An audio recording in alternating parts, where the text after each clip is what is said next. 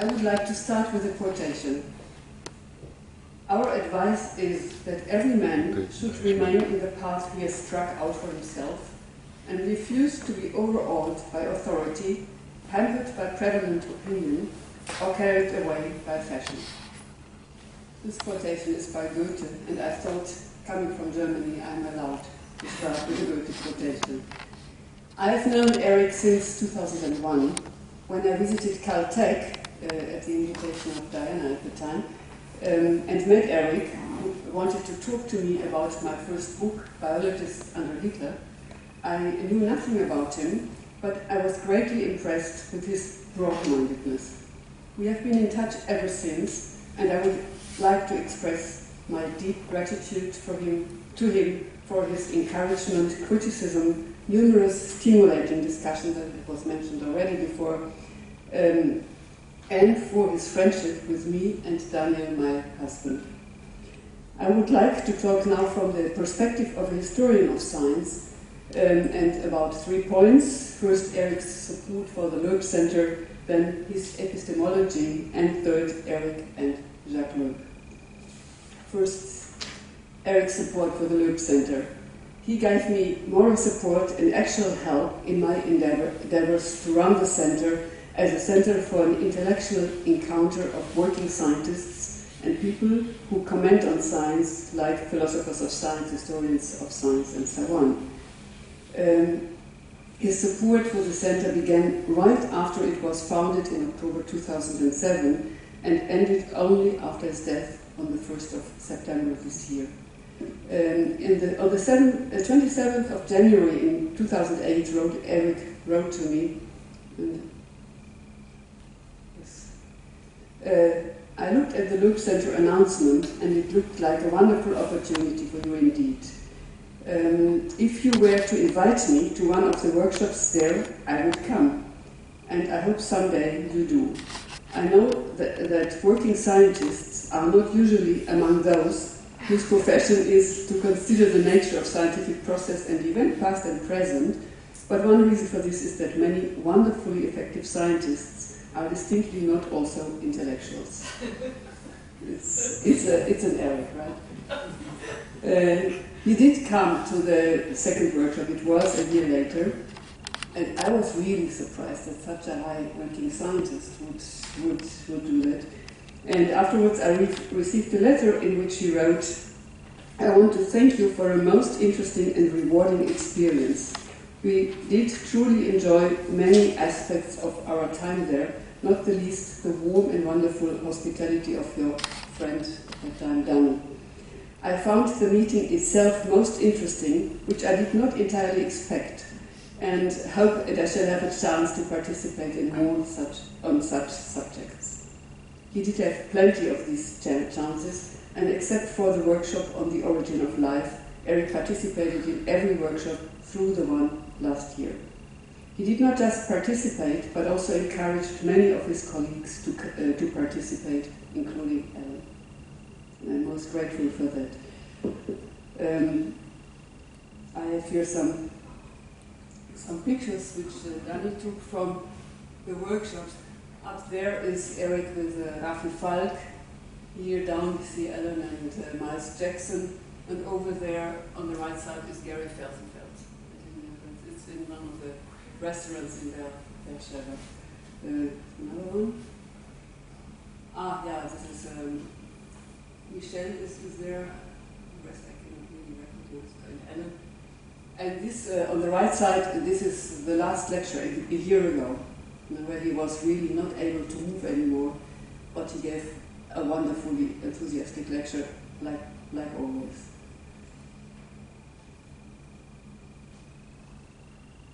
For Eric, and this I learned and I really appreciate it, reflections on the history and philosophy of science were not just an intellectual challenge, but also highly relevant for research, because he believed that conceptual advance and conceptual history can never be truly separated. So what was the philosophy behind the science? Second point, Eric's epistemology and ethics. Eric, unlike many of his colleagues, was guided by a clear and explicit philosophy namely that of mechanism. For him, we discussed it yesterday, and I just give Eric's view. For him, the modern mechanistic view was the current criterion in experimental molecular biology for successful scientific analysis, that is, one that succeeds in explaining with good causal evidence how something works and why. Not only how, but also why. That is, the idea of mechanism here includes the search for causes, and he showed that the development of the body plan is a species-specific hardwired output of the genomic regulatory information. As he explained in a paper which will appear shortly in the proceedings of our last year's workshop,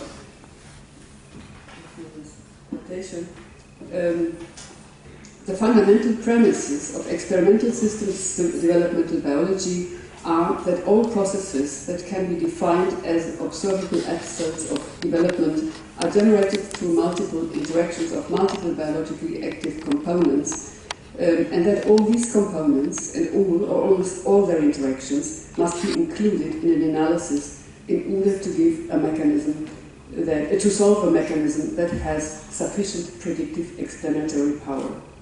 For Eric, experimental perturbation and predictions were essential. Only by deliberate experimental perturbation and predictive challenge of the system can the mechanisms by which it operates be revealed. But since systems developmental biology produces extremely complex constraints, secondary and tertiary effects have to be considered as well. He pointed out, perturbation analysis in systems developmental biology demands the intellectual guidance provided by the use of hypotheses at every step. His emphasis was on the advancing of hypotheses, attributing high value to predictability for testing them, as well as on outlining a complete mechanism taking care of all possibilities, or, as he put it, without leaving any room for the appearance of black swans. Yeah, I had some argument with him about it, but that's what he said. And this reminds me of Popper. Even though Popper did not believe that there was a method of induction, that is to say, that the appearance of black swans is always a possibility to Popper. Popper claimed, unlike Eric, that all experimental tests of hypotheses are attempts at falsifying them, no matter what scientists consciously think they are doing. Eric did not work, of course, according to all of Popper's principles, but created his own semi-Popperian epistemology. He certainly did not agree with Popper's dictum that I never assume that by force of verified conclusions theories can be established as true or even as merely probable. Eric was quite convinced that his was true, or let's say close to the truth, right? And unlike Popper, Eric put emphasis on the creation of theories and ideas and hypotheses, and not only on testing them. Contrary to Popper, Eric considered induction essential, namely for creating hypotheses. Clearly, Eric's emphasis was on the validation of theories more than on falsifying them. Ethics. Eric claimed to dislike ethics. He claimed it very clearly. He claimed that it was unnecessary. But personally, I find a moralist agenda throughout his work. And it has also been mentioned already before. For example, in his fight for a mechanistic approach, he also displayed a moral attitude. For him, such an approach was not only the only way to conduct science fruitfully. He also considered the mechanistic understanding of development and evolution as a bulwark against any irrational views of life, such as creationism and many other things. He also displayed his moral attitude when he pointed to what he considered examples of bad science, and there were many, which he considered a waste of time, energy, resources, an attack on generally accepted successful scientific epistemology. Of these many examples, I just mention a few. First, the ENCODE program. And we discussed it here, and so I just summarize it. The ENCODE is the Encyclopedia of DNA Elements program. The methods and significance and interpretation of this huge, well-funded and Nature magazine-supported program have recently been criticized by a number of scientists and philosophers, including Michel Morange or Ford Doolittle. Eric's criticism also included the analysis of its epistemological consequences, arriving at a clear-cut conclusion, as usual.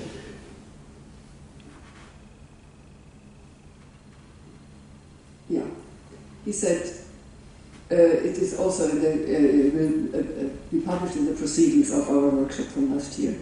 He said, it is indeed essential to have a parts list, but note that the list of approved approaches excludes any perturbations, such as changing a sequence experimentally to test a functional prediction.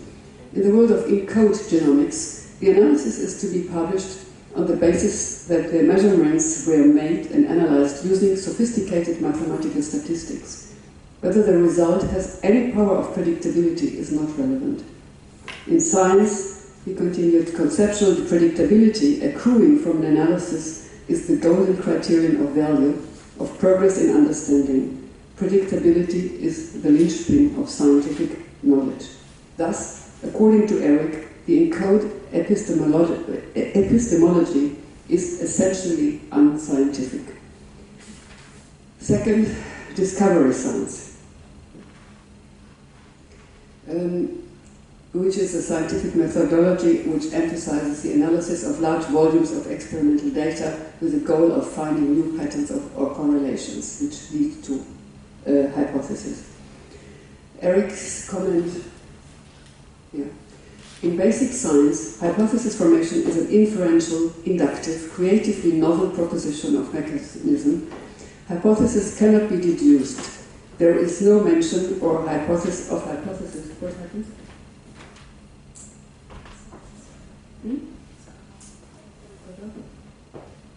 Oh, I'll read it, definitely. No mention of hypothesis testing by determination of the predictability engendered by the hypothesis, or of falsification or validation of the hypothesis. The hypothesis of discovery science has nothing to do with determining if an assertion has any reality. Thus we see under the rug, is this still there? It's so pity that here are no philosophers, but Anna is here. Okay. Thus we see that under the rug, discovery science is in essence the same scholasticism that was so painfully overthrown by the stunning predictive success of inductive, hypothesis-driven experimental science in the last 4 centuries, and in biology in only the last century and a half. That was the second. I have 2 more. When I started to write about Lysenko's usurpation of science in the Soviet Union, Eric urged me to also write about devastating tendencies in China, where Lysenkoism, or rather the related Victorianism, has remained influential until today, long after it disappeared in the Soviet Union, though I must say now it reappears also in the Soviet Union. Last example, one of his, and it was mentioned already several times today, but I give just a quotation. One of his long-lasting targets was Neo-Darwinism. Eric held that it was clear, at least since his paper with Britain in 1971, that if you want to understand evolution, you have to understand the change in genomic programs that control development. That's the only way to consider it. Therefore, it has to be concerned with change in the architecture of what we would call today gene networks.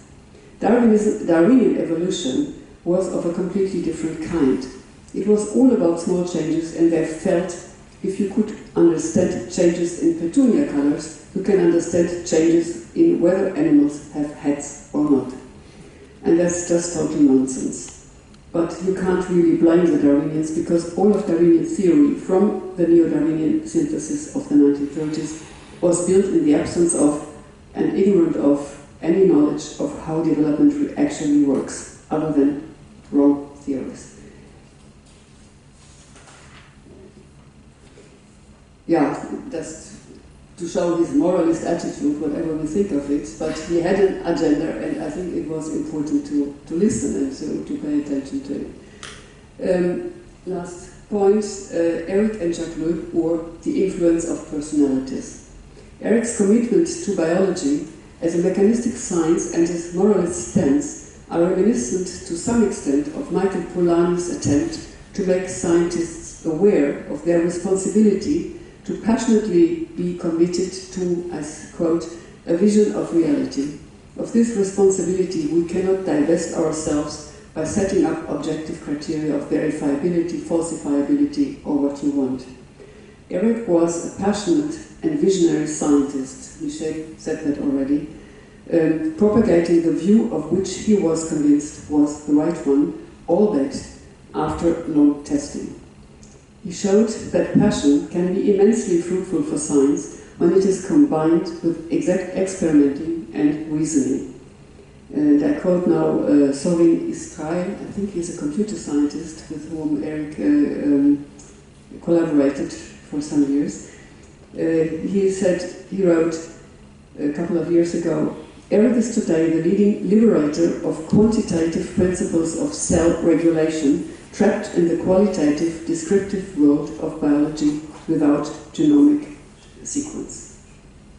Jacques Loeb, after whom the center is named, shared with Eric a love of both passion and rationality, as well as Eric's critical stance towards Darwinian evolutionary biology. Around 100 years ago, Loeb passionately promoted biology as an exact experimental mechanistic science, and he vehemently rejected irrationalism, which he perceived as vitalism, superstition, chauvinism, racism, and anti-Semitic writings of intellectuals, mainly in Germany. As with Eric, the shortcomings of Darwinian evolutionary biology were a major concern for Loeb. Loeb tremendously upset his liberal colleagues, and Loeb was a liberal leftist colleague. He had nothing against evolution, but against evolutionary biology.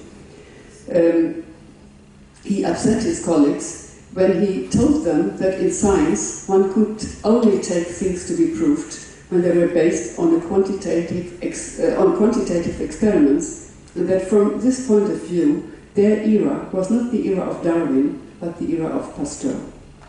He expected biologists to attempt experimentally create new species, a challenge for Eric too, that Eric too was dealing with theoretically, and he promised also experimentally. And maybe John Glass is more close to that in the prokaryote realm, but still. The comparison between Eric and Jacques Loeb I've drawn is of course phenomenological, not causal. Eric's intellectual mentor was not Jacques Loeb, but Theodor Boveri, who anticipated the central role of the genome for heredity and development. The three of them all did what they could to establish and promote biology, in particular development and evolution, as a mechanistic science, and they saw themselves as fighters against irrationalism.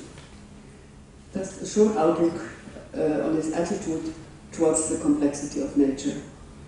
In his autobiography, Francis Crick contrasted his hubris of the physicist, the feeling that physics as a discipline was highly successful, so why should not other sciences do likewise, with a rather plodding, somewhat cautious attitude he encountered when he began to mix with biologists. Similarly, and I think I quoted it last year also, the physicist Freeman Dyson is cited to have remarked that scientists are split into unifiers and diversifiers, and that biologists tend to be the diversifiers, happy if they leave the world a little more complicated than they found it. Eric clearly did not fit this picture of biologists. Early on, he took up the challenge of complexity, not to adore it or augment it or to simplify it, but to find a causal mechanistic solution to the complex old biological problem of development and its, as he called it, deep time derivative the evolutionary biology of the animal body plan based on the genomic regulatory code. As his colleague at Caltech, Andrew Cameron, wrote in his obituary in Nature, I quote, "The best scientists..."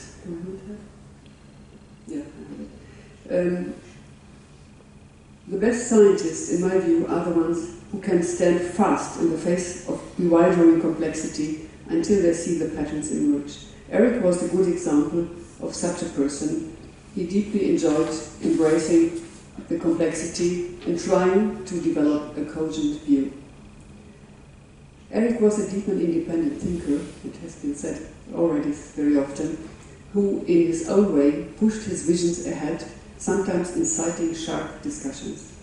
His radical search for causal explanations in biology, his rejection of superficiality and vagueness influenced not only scientists but also some historians and philosophers of science, like myself. I miss him greatly as a scientist, a critical and inspirational colleague, a great personality and a friend. Thank you.